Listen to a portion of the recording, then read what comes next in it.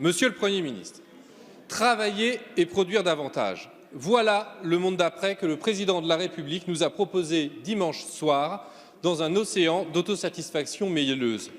Il promettait le monde d'après. Tout devait changer et voilà que rien ne change. Il disait « l'économie sera sauvée, quoi qu'il en coûte ». Mais il fallait comprendre « je vous ferai payer les plans de soutien, je vous ferai rembourser la dette ».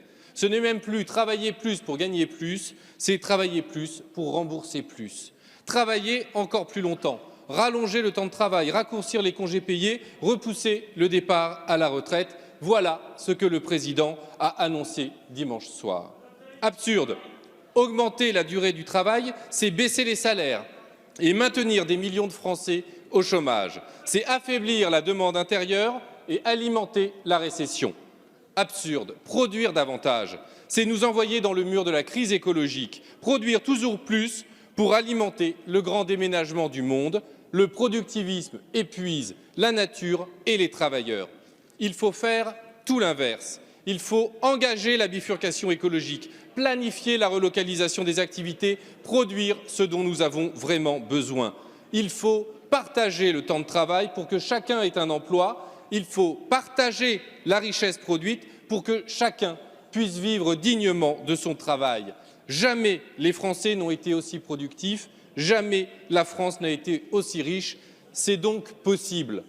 Mais vous encouragez les ultra-riches à s'accaparer toute la richesse, laissant des miettes à celles et ceux qui la produisent.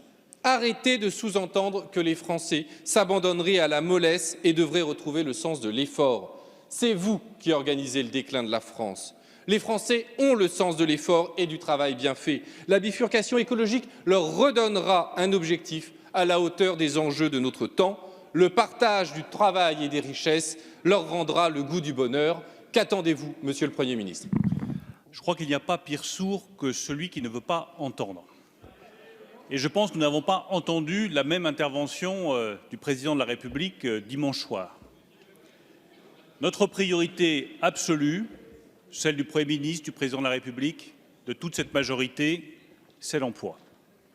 Vous connaissez la situation actuelle, vous voyez ce qui nous attend, et tout est fait, tout a déjà été fait avec le chômage partiel, avec les mesures de relance, avec les soutiens sectoriels pour soutenir l'emploi dans notre pays. Donc nous ne sommes pas là pour soutenir les ultra-riches ou je ne sais quelle catégorie de notre population. Nous sommes là pour que tous les Français puissent trouver un travail dans cette période de crise économique que nous connaissons tous. Nous sommes là pour relancer notre économie. Et c'est ce qui va être fait dans le débat que nous aurons en juillet sur les mesures de relance pour le tourisme, pour l'hôtellerie, pour la restauration, pour l'aéronautique, pour l'industrie automobile, pour la tech, pour le commerce, pour les indépendants. Nous sommes là pour accélérer cette transition écologique à laquelle vous aspirez et à laquelle nous aspirons tous ici. Et s'il faut mettre de l'argent public pour accélérer cette transition écologique, s'il faut faire une rénovation énergétique des bâtiments, s'il faut fixer des conditions au soutien que nous apportons aux entreprises publiques, nous le faisons. Nous voulons que la relance soit une relance verte. Nous voulons que ce soit une relance écologique. Nous mettons beaucoup d'argent public, c'est vrai, le Président de la République l'a indiqué, près de 500 milliards d'euros, pour que notre économie soit sauvée, que les emplois soient préservés et que nous puissions avoir une économie plus forte à la sortie de cette crise. Ça aboutit à plus de dettes. Et cette dette, c'est peut-être le seul point de divergence que nous ayons.